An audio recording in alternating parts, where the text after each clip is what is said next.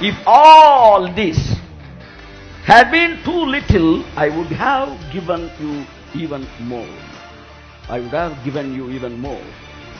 இது எல்லாம் உனக்கு கொஞ்சம் நீ நினைச்சிருந்தீனா, டேய் இதுக்கு மேலேயே நான் கொடுத்திருப்பேன்டா.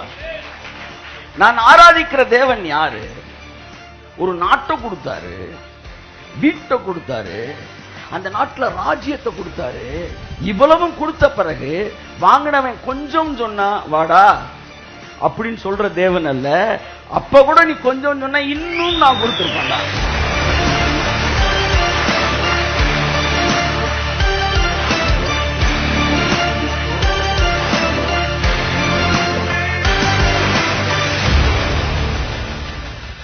தேவனுடைய கேரக்டர் அது. இப்ப என்ன 2 வாரமா என்ன பேசிட்டு இருக்கோம்னா, நீ ஆராதிக்கிற தேவன் யாரு? செழிப்பான இடத்துக்கு கொண்டு வருகிறவர். போன இந்த வட்டம் பார்க்கிறோம், சாதாரண ஆள், இவனுக்கு இது தேவையா அப்படின்னு அவர் என்ன செய்யல, யோசிக்கல சார். உங்க எதிரிகள் சொல்லுவாங்க இவனுக்கு இது தேவையா. நீங்க அதான் நீங்க மட்டும் இல்லாத இருந்தாலும் ஒரு பாட்டு சொல்லு, நீங்க மட்டும் கடவுளை அறியாம இருந்திருந்தீங்கன்னா கொஞ்சம் யோசிக்க, நம்ம லைஃப் ஒரு மாதிரி அப்படியே தான் போயிட்டு இருக்கோம். இப்பவும் ஒன்றும் லேட் ஆகலைங்க, இப்பவும் ஒன்றும் லேட் ஆகலை. ஆமா, உங்களை பார்க்குறவன் ஒரு 2 நிமிஷத்துக்கு முன்னாடி கண்ணை விட்டு தொடச்சிட்டு நாட்கள் வந்துருச்சு இல்லை நான் ஏசுவேன். ஆமே ஆமே. இவனை கொண்டு போய் வந்து பேலஸ்ல த்ரோன்ல உட்கார வச்சிட்டாங்க.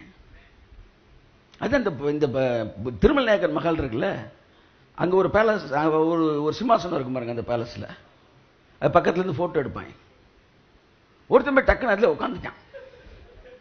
அது சுத்தி கம்பி கட்டி இது கட்டி இருக்கிறான். இவன் போய் தவி கட்டி உட்காந்துட்டு ஒரு செல்ஃபி எடுத்துக்கிட்டு, அது நாயக்கரோட சீட்டுறான்றான். இன்னொருத்தன் வந்தா எந்திரிச்சுக்கிறான்டா இருடா அப்படின்றான்.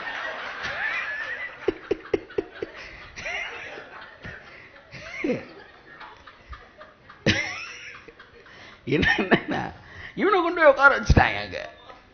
David, king David, shepherd bye David, he became king David. ஆமென். உன் ராஜாவுடைய உன் ஆண்டவனுடைய வீட்டை உனக்கு கொடுத்து, உன் ஆண்டவனுடைய ஸ்திரீகளையும் உன் மடியிலே தந்து. இது என்ன கடவுள்னு எனக்கு தெரியல. ஒருவேளை பெந்தேகோஸ்தே பிரசங்கிகள் வேதாகமத்தை மொழிபெயர்த்திருந்தால் இந்த வரியை திருடி இருப்பார்கள், இந்த வரியை முழுங்கி இருப்பார்கள். ஆனா நல்ல பயல்கள் மொழிபெயர்த்துட்டாங்க. தேவன் வந்து இங்க என்ன சொல்ல வராரு, இந்த வேலை பார்த்துக்கிட்டு இருக்கேன்னு சொல்லல, அவர் வேற ஒன்னும் சொல்ல வராரு. அதை நீங்க புரிஞ்சுக்காங்க. ஆமேன் ஆமேன் ஆமேன். ஒரு குடிகாரன் கூட உன்னை கட்டி கொடுப்பேன்னு டக்குன்னு வாசல் ஒரு குடிகாரன் வந்தா எனக்கு பொண்ணு தரீங்களான்னு கேட்டா,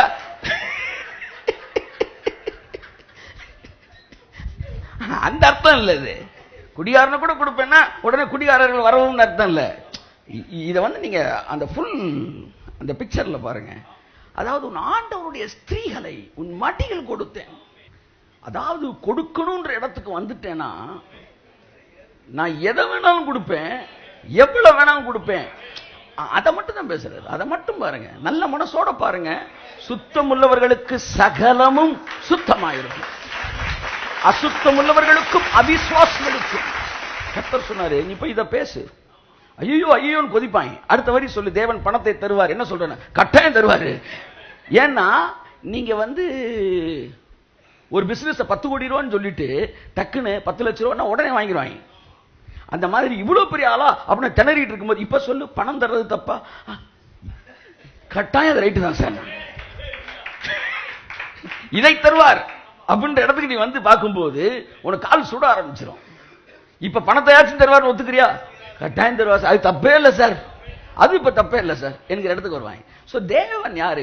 ஆண்டவருடைய ஸ்திரீகளின் மடியில் கொடுத்தேன். அடுத்து வாசிங்க.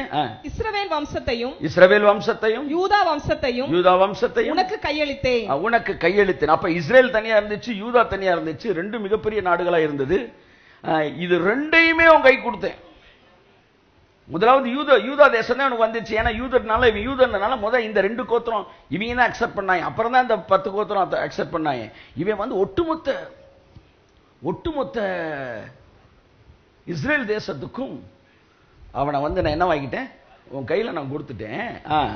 இது போதாதிருந்தால், இதுதான் இன்னைக்கு நம்ம சொல்ல விரும்புறேன். இது போதாதிருந்தால், if all this had been too little, I would have given you even more. I would have given you even more. இது எல்லாம் உனக்கு கொஞ்சம் நீ நினைச்சிருந்தீனா, டே இதுக்கு மேலேயே நான் கொடுத்திருப்பேன்டா. நான் ஆராதிக்கிற தேவன் யாரு? ஒரு நாட்டை கொடுத்தாரு, வீட்டை கொடுத்தாரு, அந்த நாட்டில் ராஜ்யத்தை கொடுத்தாரு. இவ்வளவும் கொடுத்த பிறகு வாங்கினவன் கொஞ்சம் சொன்னா வாடா அப்படின்னு சொல்ற தேவன் அல்ல. அப்ப கூட நீ கொஞ்சம் சொன்ன இன்னும் நான் கொடுத்திருப்பேன்டா. ஆமென், ஆமென். எங்க சாமி அப்படி சாமி சார். இப்ப சாமி நல்லா தான் இருக்கு, பூசாரி தான் சரியில்லை. பூசாரி தான் சரியில்லை. என்ன சொல்லுதுன்னா, இதுக்கு இது இது போதாதா உனக்கு? இது போதும், போதும் என்கிற மனதுடனே வாழ், அதுதான் நல்லது. அவர் சொல்றாரு போதாதிருந்தால் இன்னும் தந்திருப்பேன். சரி, இப்படி வருவோம். பவுல் போதும்னு வாழுங்கடான்னா, கர்த்தர் சொல்றாரு போதாட்டினா நான் தருவேண்டான்றான். நீங்க பவுலுக்கு முன்னாடி போறீங்களா, கர்த்தருக்கு முன்னாடி போறீங்களா? ஆமா, பாத்துக்க. பவுல் சொன்னாரு இல்லன்னு நான் சொல்லல. ஆனா யாருக்கு சொன்னாரு?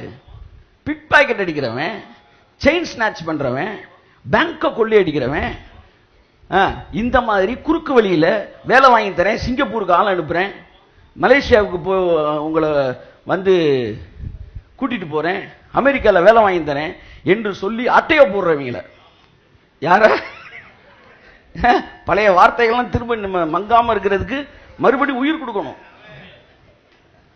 ஆட்டைய போடுறவங்களுக்காக. ஆட்டைய போடுறவங்க என்ன சார்?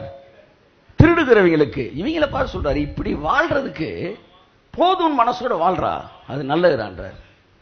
ஆனா அடுத்த 4 வசனம் கழிச்சு நல்ல பிள்ளைகளுக்கு சொல்றாரு, நாம் அனுபவிப்பதற்கு சகலவித நன்மைகளையும் சம்பூர்ணமாய் தருகிறது.